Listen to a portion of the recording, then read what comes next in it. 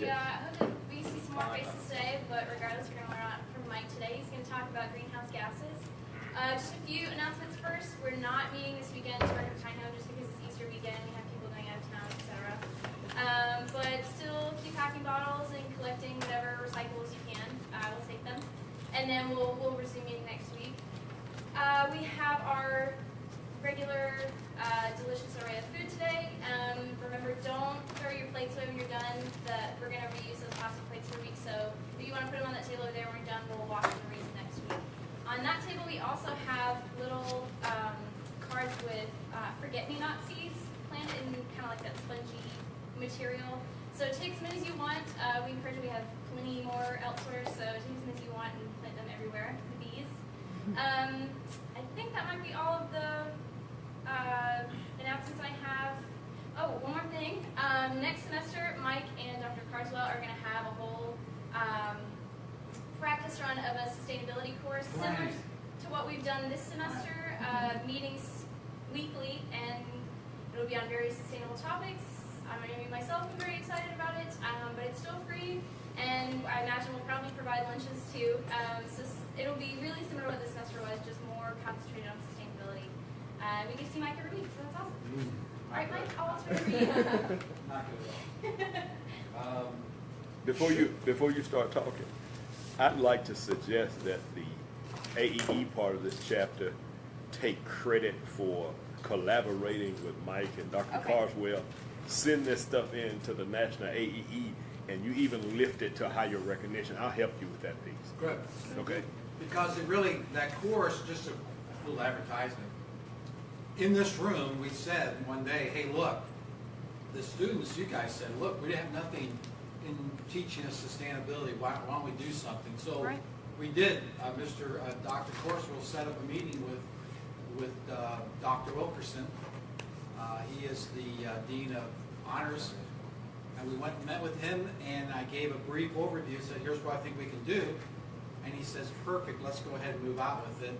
And I don't know if he really thought we were serious or not to make the commitment. So he came back later and goes, hey, you guys really going to do that? I said, yeah, we really want to do it. So I sketched out a whole semester. It's going to be a 1-hour credit class underneath the honors program. It's going to be Honors 301. And it's just a way for us to get started, right? We're not going to offer a degree in it the next semester, but we're going to start. We're going to say, hey, look, we can make this part of the curriculum. So I think it's great for me. I really love it. It's gotten some attention from my school that I'm attending. If I have to finish my master's, hopefully this summer I'll be into my thesis and be able to have that done by that course. And then that could be part of it as well. So just a lot of things happening. And this is part of it. This is what we're going to be talking about. So in this very short clip, I don't know what your schedule is, probably we could talk, say, 30, 40 days on this topic. So we're going to try to limit it down to maybe 30 minutes today. Very difficult to do. And unfortunately, I should have planted those forget-me-nots last week, so we would have had more to hear today. That's all right. I don't have merit in my name, so we'll do what we can do. So let's get into it. This is, as you know, greenhouse gas, global warming. All of that is a hugely controversial topic, and has been for quite a while. It's the science community that really wrestles with it, right? Us personally, what we get in media, what we hear from our friends, what bits and pieces we pick up, we tend to form an opinion based upon what we hear out of media and everything else. As you know, our current administration has a different view on the topic than, say, our previous administration. Congressmen have a different view, staffers, policymakers. All of this is swirling around almost to the extent of the greenhouse gas itself, right? It's just a global issue. It affects so many parts, and it goes back to my first talk, right? Sustainability. What is sustainability? Well, how do we define it?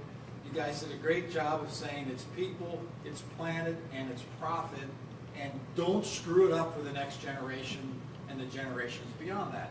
So it fits into the discussion of sustainability. It's embedded in it. It would be one specific topic in our 301 course. But today, my only goal is I don't want to get into any fights. I'm not the fighter kind of person.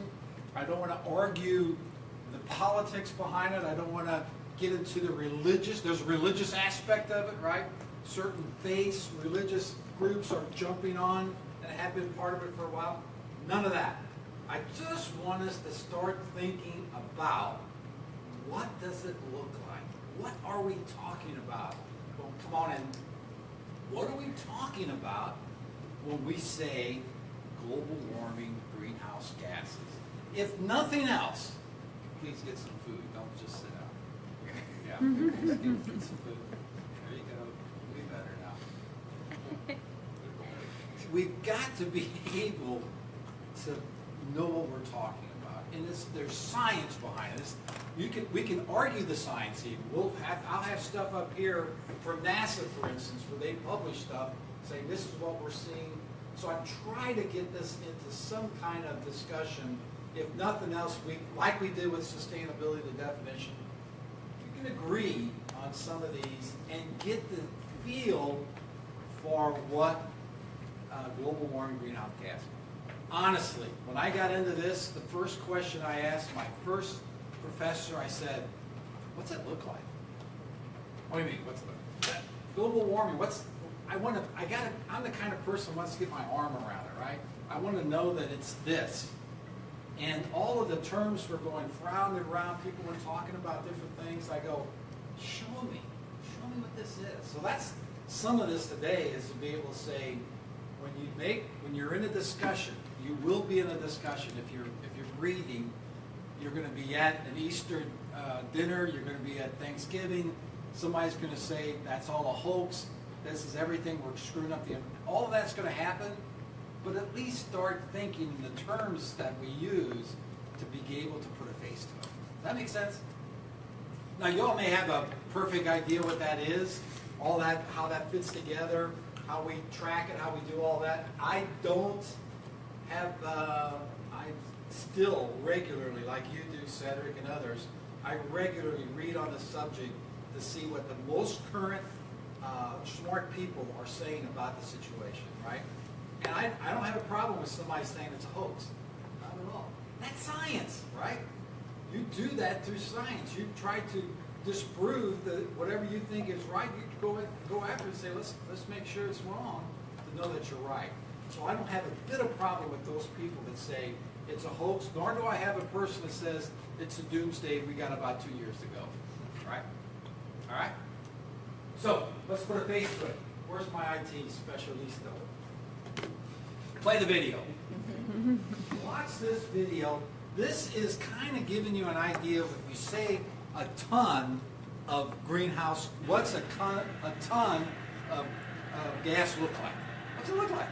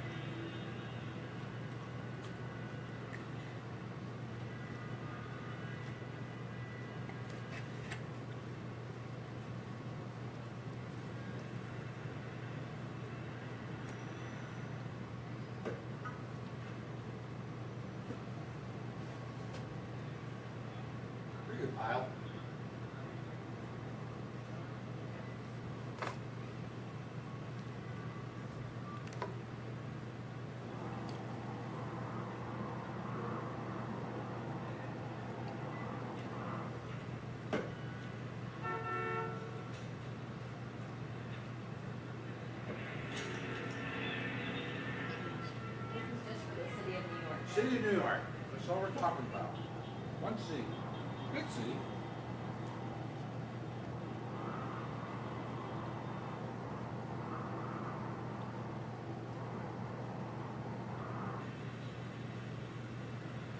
I've skied that. It's very, very interesting.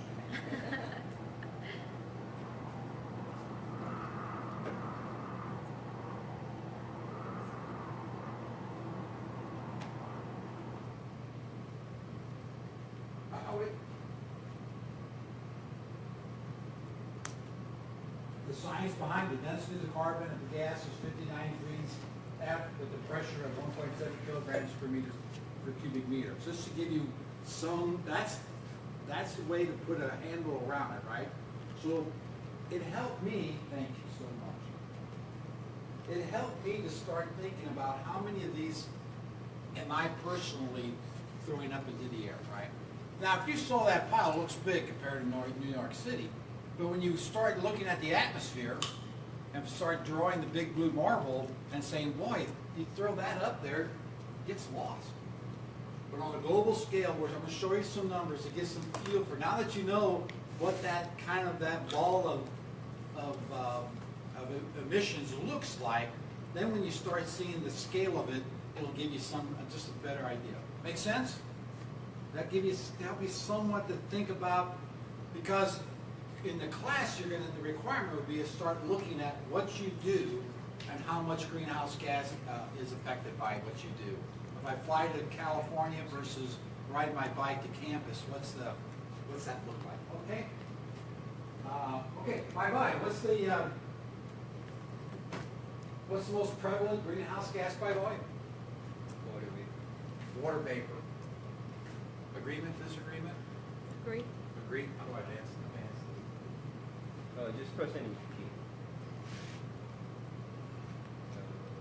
Except that one. So you're right, water vapor, and you have to start. And this is part of the discussion, because in certain circles they'll say, "I don't get it.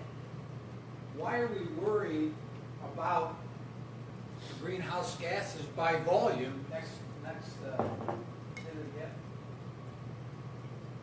You know, 60 to 85% compared to 9 to 20% of CO2. What's the big deal, Mike? Come on. Water vapor holds more Mama heat. can't come on. What's the big deal? Water vapor holds more heat. Pardon? Water vapor holds more heat. Yeah, so next, the very last one, it really can't affect. That's cool. So water vapor itself exists in the atmosphere for about 10 days. In that cycle, it's raining, right? So it's not in the environment long enough, not in that sphere of our gas chain to be able to have an effect, a long-term effect, to hold warmth. It's very prevalent. It's what keeps us where we are today. Without water vapor, we would be extremely cold at night and probably very hot during the day, right? Because it acts as that blanket, or is that controlling that greenhouse in effect. Yes. What is the definition of a greenhouse gas? Next slide. Okay. We'll get there. They're very specific about greenhouse gas, what they are. There's a list of them, which I'll show you, and it's tied to their ability to hold heat. So if you look at the process here, this process that, by the way, has been going on for quite a while, the sunlight's direct penetration into our atmosphere, you're looking at that. Number one, it shows that there's about 343 watts per cubic meter coming from the sun. Not all of it gets through the atmosphere. Some gets bounced out. You can see it's being bounced out into space. When it comes through, the net income solar, number two, is 240 watts per meter, cubic meter. The next is, square meter.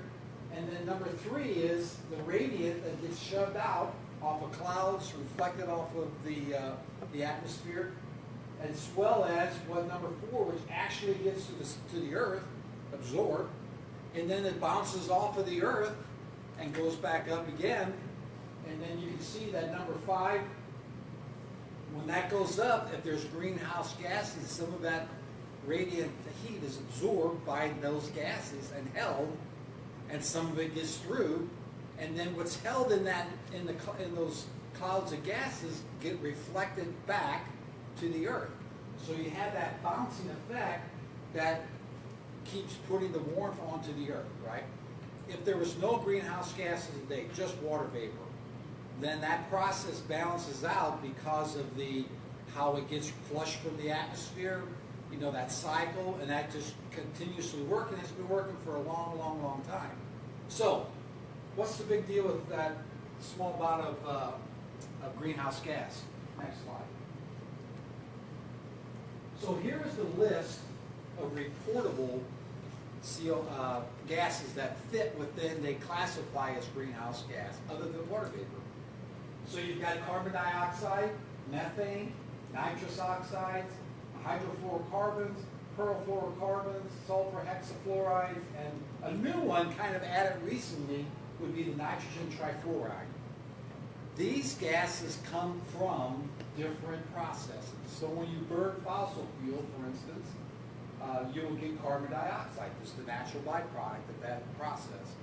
If you're in methane, if you have a whole bunch of cows in your backyard, you're contributing to methane, right? They produce methane. So different process, industrial process, methane. If you go to a landfill, large landfills produce methane in that process of decomposing, it produces methane. All of those would go and contribute to the storing of heat in the atmosphere. Next. This is something I think is important because when we talk about greenhouse gases, they neutralize this to get some kind of metric, right? So they use carbon dioxide as their measurement, and then the other gases are ranked against that as far as their life cycle, their potency, and all that. So if you look at carbon dioxide, we get global warming potential of 1. So every unit of that of carbon dioxide is based upon a 100-year measurement. So if you look at that, when carbon dioxide goes into the atmosphere, it stays there for about 1,000 years before it gets flushed out. And we'll show you the flushing process here in a little bit. So when you talk about methane, there's a heck of a lot less methane being produced than carbon dioxide, of course. But look, it's got 28 to 36 times more global warming potential than carbon dioxide. It lasts about a decade on average, a lot less time in the atmosphere, but it traps a lot more heat than carbon dioxide. The intent is when you get done, you add up all of these and you end up with a CO2 equivalent for all gases that are in the atmosphere. Instead of trying to measure, well, I got so much carbon, I got so much. No, you end up with an equivalent value based upon all the different gases. So look at these, the CFCs. They can be in the air for 1,000 to 10,000 years. So that's the concern, is the buildup of that and how it accumulates over time. Yes? We already talked about water vapor. It's not on our GWP list. What's the GWP of water vapor? The GWP of compared to carbon dioxide, it's almost an unfair comparison because it's 10 days versus 100 years. So I don't know how it equates. It's a fraction. It's a fraction of the of carbon dioxide, but it's also a heck of a lot more. But I don't understand how the atmospheric life cycle of water necessarily reduces its effect, because Yeah, it's precipitating out of the atmosphere, but it's constantly being replenished. So Right. when you maintain a stable level, and therefore Correct. It would maintain a stable level, but it's not, I want to say it's not part of the feedback, right? It almost turns into a constant because over time, that system has leveled out, right? So that cycle between coming from the ocean into the atmosphere, being released across temperature and all that, it changes, but not much. well, you would expect it to level out for a stable temperature, but if the temperature is rising or decreasing, you would also expect the atmosphere. There is changes in water that, level yes. to change as well. Not only to water level, but the humidity and how that affects it. There's definitely a play there, but what we're trying to look at this is say, what is additive on top of that and what's the effect of it? Because that's the whole argument, right? Does adding CO2 or any of the greenhouse, does it really affect it? What's the effect of it? We know we're not going to change the water vapor. That's been going on forever. That's not changing our environment. The argument is the anthropogenic, man-influenced gases, is that really making any difference? That's, like I said, it's argued day in, day out. Does that make sense? How did they know how long it takes for these things to break down in the atmosphere? How did they study it? Couldn't answer that question. But I've got, if you go to this I have a reference for you. There's like 5 or 6 different groups that have studied that. And it's changed a little bit over time as they look at global warming potentials. And they've adjusted them somewhat through more research and more data. So like EPA, NASA has a great study on it, and a couple other groups. Well, and also, what's the atmospheric dispersion of CO2? Does it tend to accumulate more at certain levels within the atmosphere? It does. It does accumulate at different levels, and of course that affects that radiation and everything, depending on where it is in the stratosphere or whichever section is existing. Yeah. Where does it tend to be the most? Stratosphere, I believe, but let's take a look. I think it's in my deck. Okay, so that's trying to get to understand, because the industry, if you're in the industry having to report greenhouse gases, these are the ones that you're reporting on, and this, you put this into your calculation because you could say, I'm doing pretty darn good with my CO2, but my methane is out of the roof, so that's why my equivalent rating, my overall rating is higher than someone that's producing more CO2, for instance. Or if I'm running a heavy refrigeration plant, I'm doing a lot of refrigeration work, or my process has those fluorocarbons in that process, I'm releasing a higher level of that, and that's why you could have a higher level, even though you're not putting out CO2. Okay? Next slide. Big numbers. Greenhouse gas, this is based on 2014. I pulled this from NASA. They look at carbon dioxide, of course, is the largest greenhouse gas emission. Then you see the breakdown of methane and nitrous oxide and the fluorides. If you look at where it's coming from, it's obvious, right?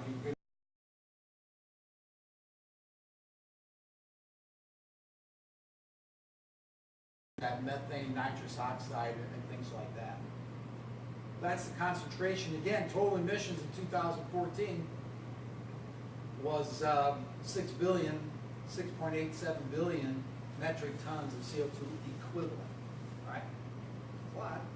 Again, it's U.S.'s contribution to that. Next slide.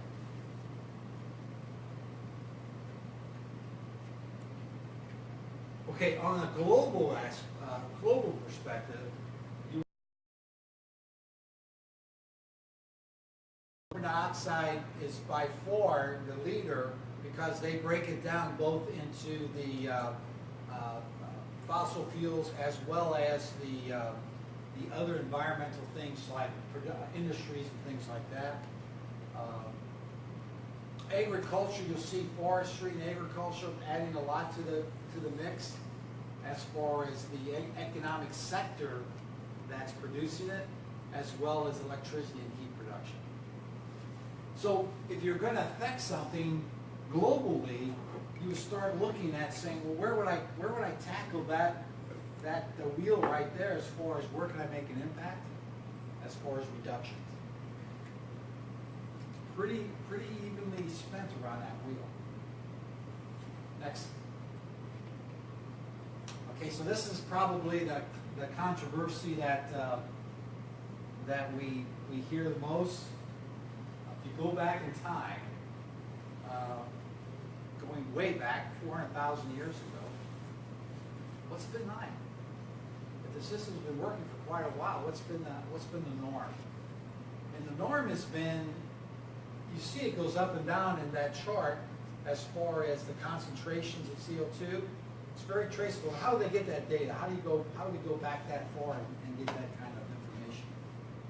You can find it in ice cores. It's exactly where that comes from, ice cores, where they can go down and do the core drillings. They pull that up and do the analysis and see what was going on through those phases of history as far as the concentrations of CO2. Okay. Most recent, you can see we popped over the line, right? So what? So we jumped over the line. Big deal. What's the big deal? Next slide. As far as a direct measurements, recently you can see our increase on a scale. And would this surprise anyone? No, that's not surprising. Look at the number of people. Look at the number of cars that are now in place. Look at the amount of electricity across the big picture. I mean, it's just, you would expect that would increase. But again, it's the why. What does it do when you do increase it? Next slide. Again, very easy to understand. One of the other courses we'll do, one of the other sessions, I went back and looked at my grandfather. When he was born in 1887. Tells you I'm pretty old, right? My grandpa was born in 1887. So he knew Civil War people. But when he was born, there wasn't a single, not one, registered vehicle in the United States. Not one. When my father was born, there were probably about 2.5 million vehicles. When I was born, there's about 56 million vehicles. When my daughter was born, there's about 220 million vehicles registered. And today, I checked it recently, I think it's right at about 300 to 312 registered vehicles. So it almost pretty much tracks that, right? I'm not saying vehicles was the total cost for it, but you can see that technology from the Industrial Revolution up produced more carbon. That's not a big mystery, right? The thing that we see is that we're approaching one vehicle for every citizen in the United States, which if you look across globally, that's way out of whack, right? That's really different than what we're seeing across the big blue line. Okay. Next slide. All right. This was the eye-opener for me is, what happens? What happens to the carbon in the cycle? If you go and look at that continuous loop that's occurring and will continue to occur, it moves, when you're throwing carbon into the air, it goes into the atmosphere, those black numbers indicate the storage amount in gigatons. So right now, for instance, the atmosphere is holding about 750 gigatons of carbon. And it's going into, it's being bled out of that between the atmosphere and the ocean. It's going into our vegetation and soils. So you can just follow that circle around and you'll see in vegetation, there's about 610. And if you come back around to the ocean surface, that top layer, you're looking at about 1,000 gigatons. But look at the deep ocean. Deep ocean holds 38,000 gigatons of carbon.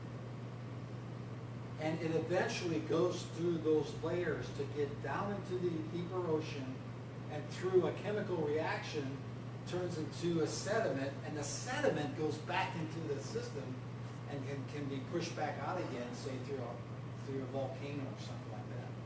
So that cycle has been going on for a long time, right? That's the way it works. That's the way carbon flushes through our system. And you know what? Our carbon that we're throwing up in the air today, guess what? It's going to be cycled just like all the other carbon, right? They estimate about 100,000 years, and that we won't even know that we've had fossil fuels in our system. They would have gone through that natural process and flushed those out into the atmosphere, into our soils, through our plant life, into the ocean and back out again. So that sink will remain in place. Now, could things happen between now and 100,000 years? We think so, right? But that's just the cycle. It will right itself. It will fix it. And then fossil fuels will never be an influence again, right? There won't be any fossil fuels.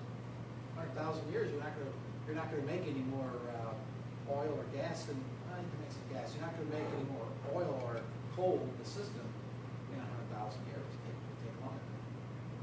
Make sense? Did y'all know about the process of how it moves from the atmosphere through precipitation? Carbon gets flushed into the ocean. It goes into your vegetation. It's used in photosynthesis. All that process is in place to cycle that through that big sink, which is really the ocean, holding a lot of carbon. Okay? Questions? I'm banging through this. All right. So here's what industry fights, and Cedric probably has been exposed to this. Industry is required to report. Well, no, I'll take that back. Industry is not required to report greenhouse gases unless it is directly affected into their process, right? Say a manufacturing, depending on the policies and codes, state codes and all that, different requirements for reporting different things. But the number one where you start is what they call Scope 1. Scope 1 would be, I have a building at NASA. We use natural gas to heat the water, to heat the building. We're burning natural gas at the site. You're creating that gas from that process that affects your greenhouse gas emissions. They're directly affecting that release, right?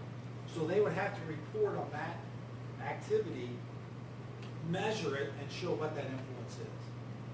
Versus Scope 2, which is a utility.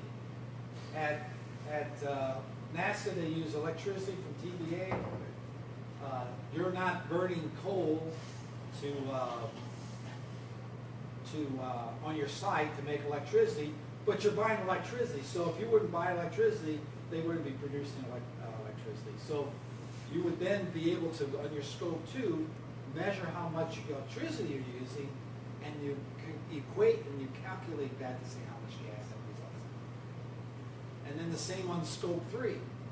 If you're a NASA and you're making a widget to be shipped out to a customer, you're shipping it on a plane, train, whatever that is, that's emitting emissions, so you would have to measure that as your Scope 3, and all of that would then show what you do to contribute to the overall emissions. So again, globally, if you look at the Paris Agreement, all the different global activities is to say, how do we measure that, and then how do we reduce it? You establish goals, say we're going to reduce it, but you can see you have to reduce it through burning less fossil fuels. How many miles do your employees drive to work? I've got 100 employees in Huntsville, Alabama. They all live in Arab. What's the carbon impact of shipping people from Arab to my plant in Huntsville? And I have to have employees, but that affects my overall greenhouse gas emission. So what could you do? If you had that situation you had to reduce, well, let's carpool, right? Let's do a shift so that the shift, we don't have 3 shifts that we have people coming from 3 different areas at 3 different times. Let's combine shifts, let's overlap shifts, stuff like that to be able to control what your carbon footprint will look like. Yes? Which types of businesses have to do this? Pardon? Just the federal government is have to report Mandatory. right now, Right. mandatory. The only mandatory report is federal We government. have requested that the state of Alabama have a plan, which is not out there. No. Okay, and then how do federal government agencies keep track of these things? Is it like a NASA, department? at NASA, yeah. There's a person at headquarters that's called the energy manager, environmental manager. And then there are people at like 13, 15 different centers. So you collect all this data and you drop it into some database, and then all the 15 you try to move over, but ultimately, all of that becomes data that NASA reports in one number throughout. The equivalent, that CO2e. Right. That CO2e. So it's there now. A lot of it you don't have to do because in this database, they put a lot of the formula in. Right. You just put the use in, and it crunches it for you, but it still ultimately tells you how well you're doing relative to the median greenhouse gas goes in. That is the ultimate number, but everything else, your fuel, your transportation, your building, your operation, your electricity, your natural gas, it's all piled in there to reach that number.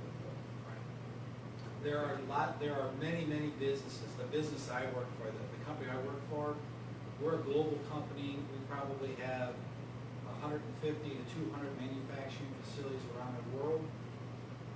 We report that as a system underneath our sustainability plan. We made our own initiative. There's no one that said, thou shalt, we just do it. And many of the companies that are doing it, there's a lot of companies that are involved and working through that, and are going to continue to do that, because think about the 3 Ps. If you do a very good job at controlling your emissions, you're controlling carbon release, right? If you're reducing your carbon, what do you think that does? Puts money in the company, right? If you're spending $1 million at NASA on electricity, and you go through measures, it ultimately reduces the carbon footprint, but it also brings down the cost of the business. So there's a reason why the 3 Ps work together, right? You are doing stuff for the environment, you are doing stuff for the people involved, but you're also driving profit and helping the company improve. What are the 3 Ps? It's planet, taking care of the planet. It's people. And then economics are profit, right? Yeah.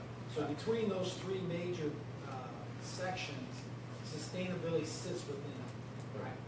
I look for the federal government to say anyone with a federal contract in 2026 will have to start using the same road to go.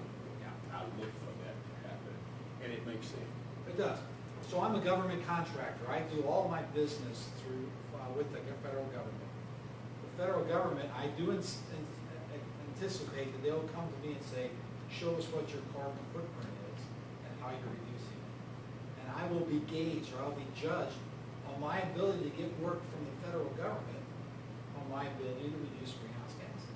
See, now, today, federal government cannot lease a new building from a real estate agent if they don't meet certain criteria. That is a requirement for the federal government, but, so you can see the picture that is growing toward. So, since the federal government touches, 70% of all the people out there, Or just then that's how you're gonna bring the whole thing in, beat up. Yeah. But believe me, as a global initiative, if you go to the list of people that are reporting underneath the Global Reporting Initiative, GRI, and you can just Google GRI and you can see the hundreds of thousands of companies that are taking this on as an initiative without being mandated or driven to do it, right? It's just good business, it's good for the environment, it's good for the people.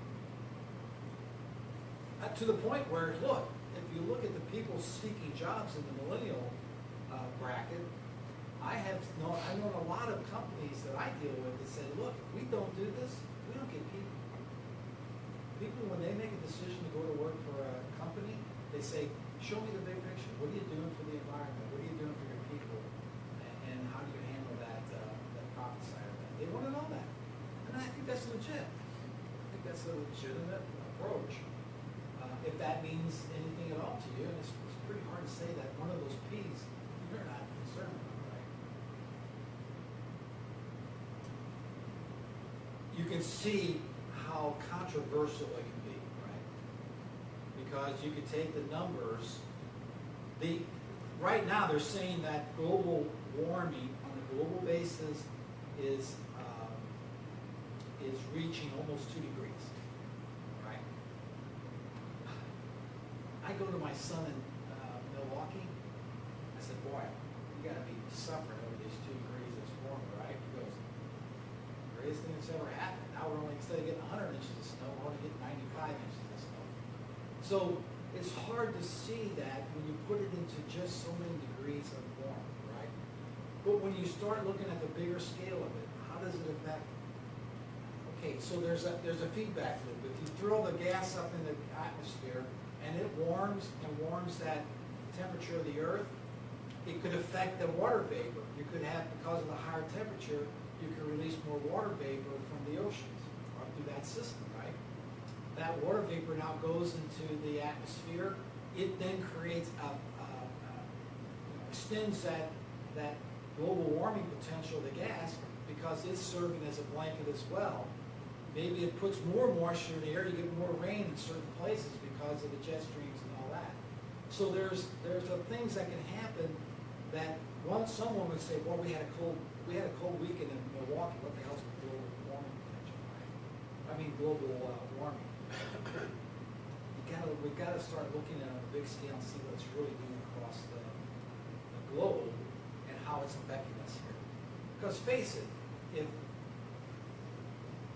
we hear it during the elections, we're not a producing manufacturing company, right? We ship a lot of that process to other countries, India, China, other Indonesian places. So what do? We ship that production of gases to another country. Does that gas, if they're using hydrofluorides and all that in their process, do you think it stays there in that country? We're on the tape. One side of the tape. Yeah.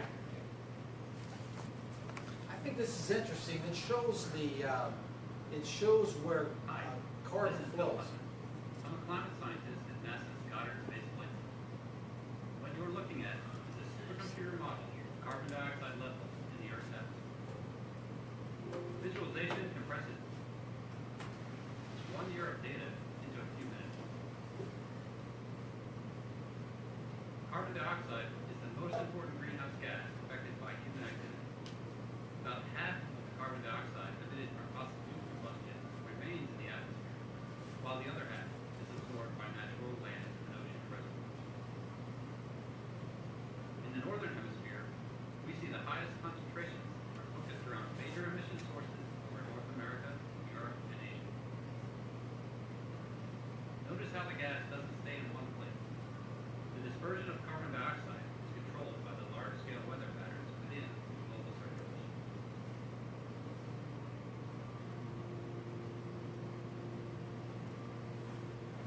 During spring and summer in the northern hemisphere, plants absorb a substantial amount of carbon dioxide through photosynthesis, thus removing some of the gas from the atmosphere. We see this change in the model as the red and purple colors start to fade.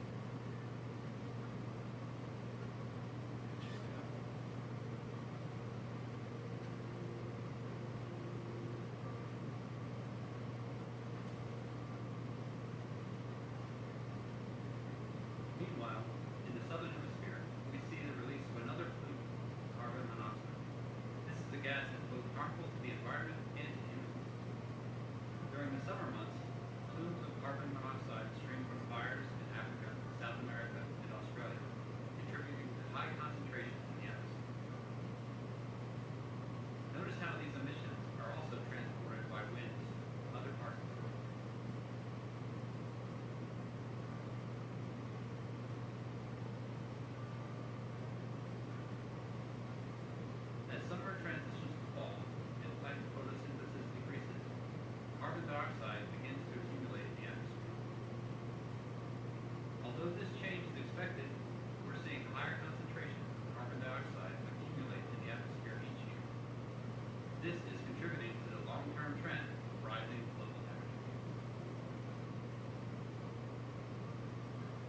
The Orbiting Carbon Observatory 2, or OCO2, will be the first NASA satellite mission to provide a global view of carbon dioxide.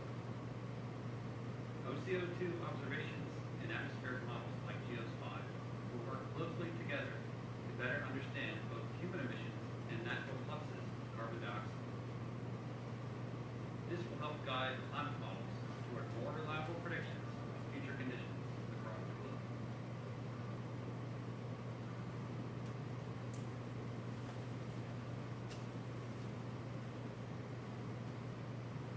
Pretty neat to see how that's flushed out of that and then rebuilt again and coming off the different regions of the earth and the different hemispheres. That's yeah, go ahead. So it's a neat video, but it does say that it's a model. So how do we know that model is accurate? I mean, it's not based on actual satellite data. That they said that was had measurements tied to it. They could take the measurements to set up the model. But you're right. I can't agree with you more. The models, there's hundreds of models, right? And how does that reflect it? That's a good question. I think having the new satellite, being able to go do all those measurements globally will help a lot.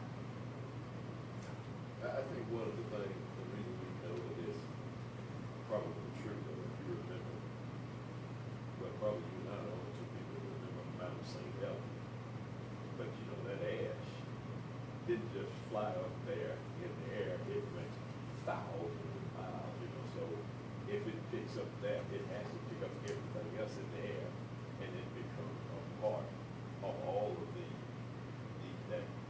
sphere around the earth that's called the atmosphere.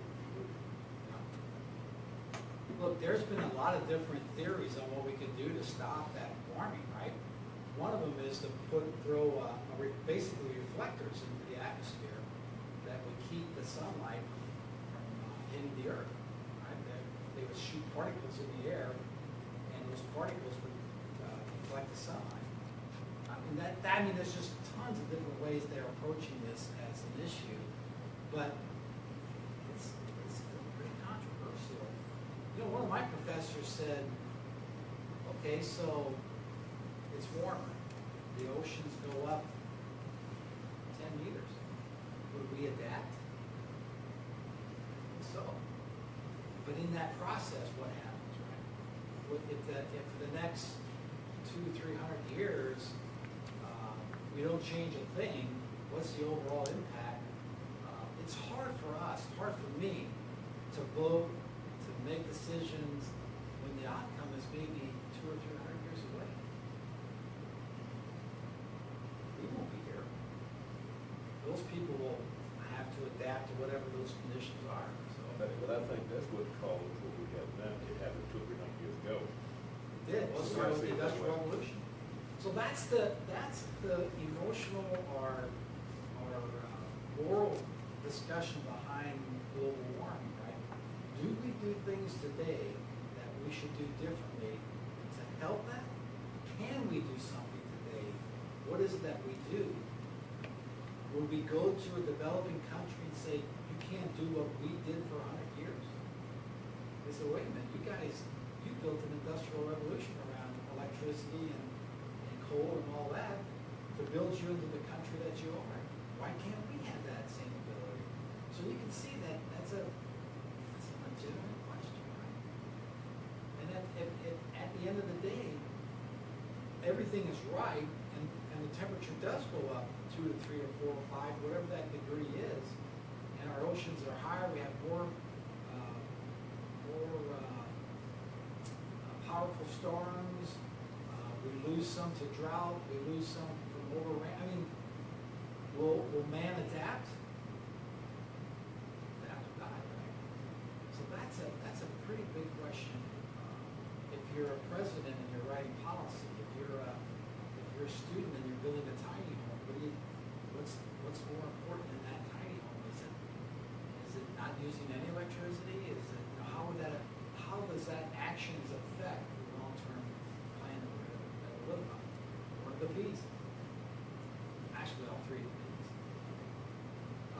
could tell a company to quit manufacturing their product.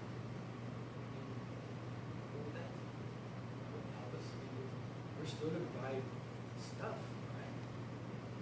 So it's a perplexing issue. Now, go ahead. I think one of the big issues here is that we're trying to make predictions about things that we don't understand very well. I mean, we can barely forecast the weather a couple of days in advance. How are we to say what's going to happen to the climate and atmosphere 100 years from now? I guess the best thing we can do is go to data, right? If you went and looked at that chart earlier where we showed that, you know, you can measure that, right? You can see the last 100 years we do have measurement. The prediction is says, so what, right? That's why you said earlier, what happens, right? Well, I mean, the conjecture is that as atmospheric CO2 levels are rising, that temperature will rise with that. So we know that CO2 emissions obviously are increasing, atmospheric CO2 levels are increasing. But what about temperature data? And is there actually a trend in that data? There is. But like I said earlier, if you looked at the trend, I didn't put it in this deck. If they track temperature, and you know you have to start saying what's a global temperature. Well, right. How are we collecting that data and what specifically data?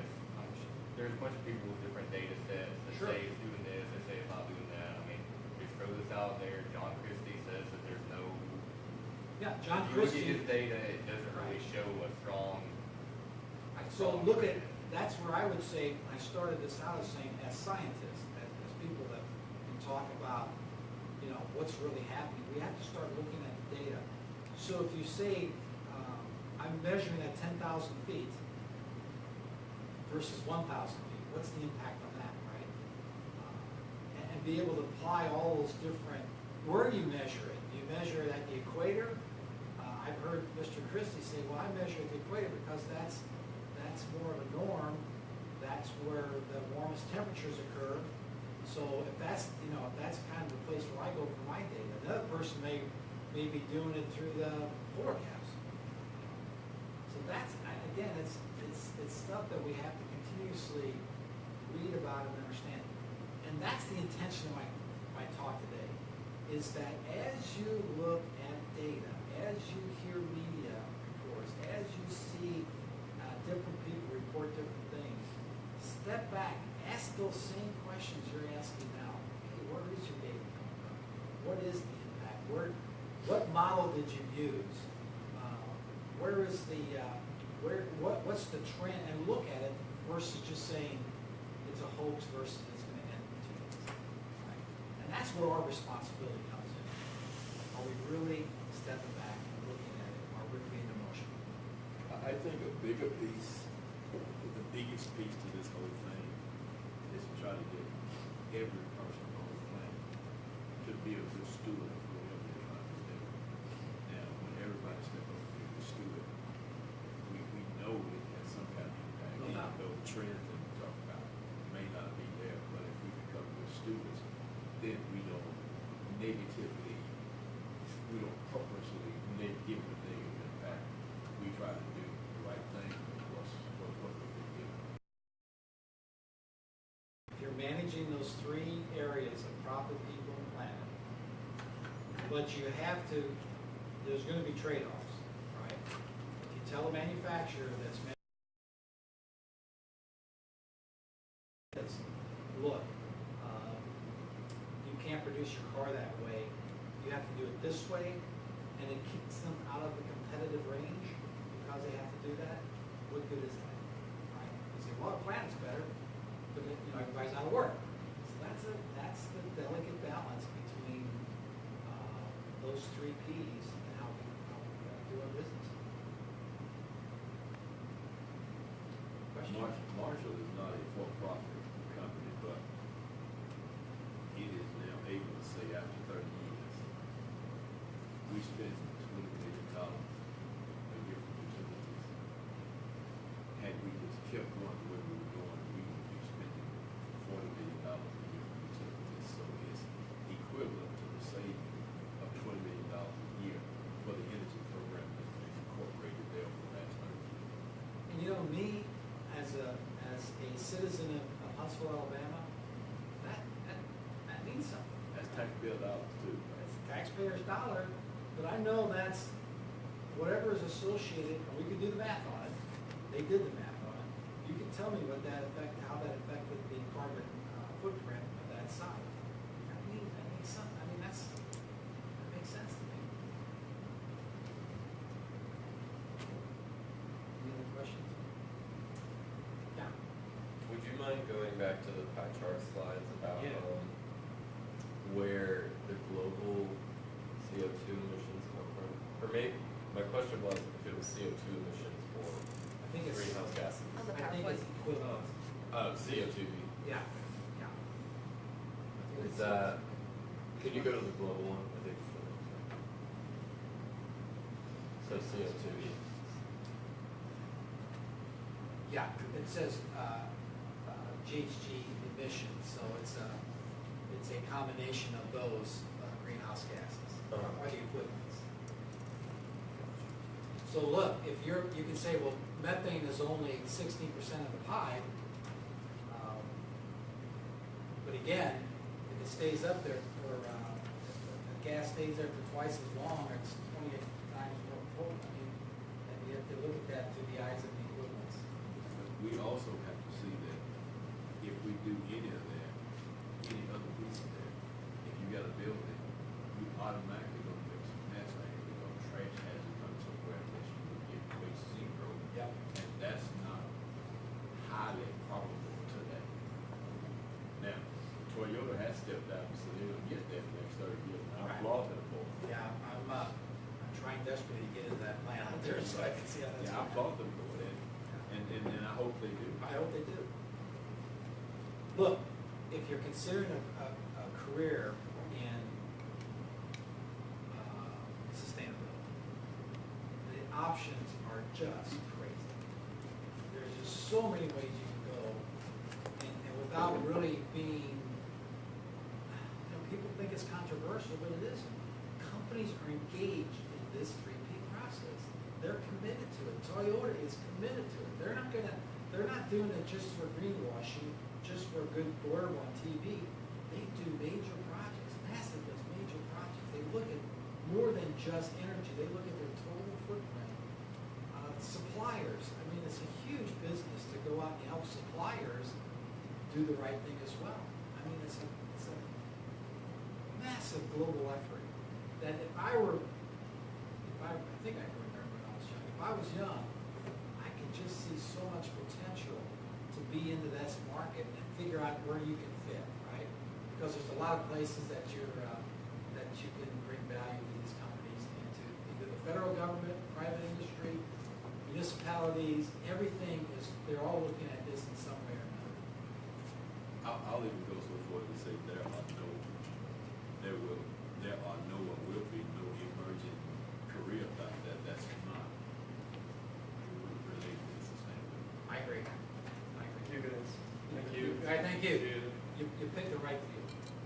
All right. Hey, thanks for the series. Good job in putting this together this year. Thank you so much. I've seen that good job with you. Is this the I heard that. I think One more? next week we're the tiny house Yeah. is going to speak. Oh, tiny. So whoever wants to come. Is it going to be at the tiny house? Good question. Is that the one? So that's- like, okay, so Is that the Senator. one that where somebody's gonna be tell her something in? No, we did that one already. Okay, you did that. So like Senator Holtzclaw is gonna come, but he's not gonna speak. I think that's what Doc said. It's for us to tell him about our progress on the tiny home. But like, he is a question guy. He is a Okay. you tell me what you think guy. I've heard him Okay. before. So he loves to go around the So- room and pick on people. So it's probably, weather permitting, we'll probably meet here first. We might have food, and then we'll head over there. That makes sense. Yeah, be there, be right there and be able to talk. Yeah. There's one book I always leave you with the book. Oh, yeah. It's a good book if you're interested about that cycle, when you see about that sawtooth over time, the actual cycle, where does it sit within all the different levels of the atmosphere. The Long Thaw by David Archer. It's really a good book. It's a great reference book as far as that cycle process.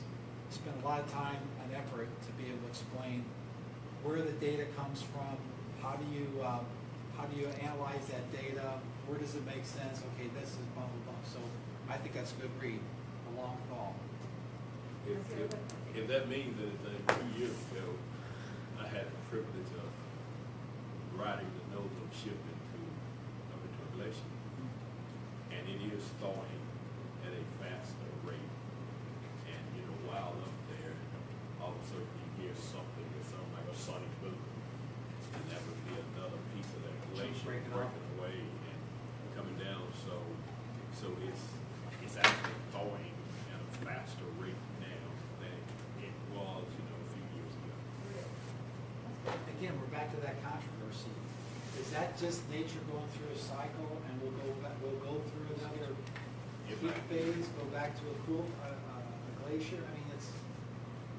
Well, I think we have all this science and all this data, and even though we're not quite sure what it means yet, because we're still investigating, we're still tracking data over time, I just feel like there's this huge global political narrative that's trying to be used to basically take all this and twist, regardless of what it really means, try to use it in a way to tax each one of us for things that we're already doing. I mean, as a human being, you cannot live without emitting carbon to some level. No doubt about it. So is the IRS going to send you a bill and say, well, you drove your car this many miles, you heated your house to this temperature, and you went for a jog last Sunday, so that burns carbon too, so here's your bill for all that. But they already send you a bill. Pretty much. Every Tuesday, you got to pay that bill by Tuesday. But we had this one thing at NASA that we said, let's bar all of the rules and all the regulations. Let's forget that. And let's just pick a rule and one rule. Do the right thing. And don't get me wrong, do the right thing. I think we are responsible as individuals to do the right thing if we use some of this. But I agree that some of it might be heightened, but ultimately do the right thing. Well, and I agree with you. I'm not saying that we shouldn't reduce our carbon emissions, but I just don't feel like we should force people and regulate people into doing things that they don't already want. You have to make alternative energies attractive enough that people will do it on their own and try to afford to pay. But some of your companies though, and I worked for one before this energy program got on, did whatever they want. Did whatever they wanted to do. Now it's almost second nature at NASA now. So you have other companies, you see, they're not thinking about the other two P's. They're only thinking about one P, and that profit. And so from a state and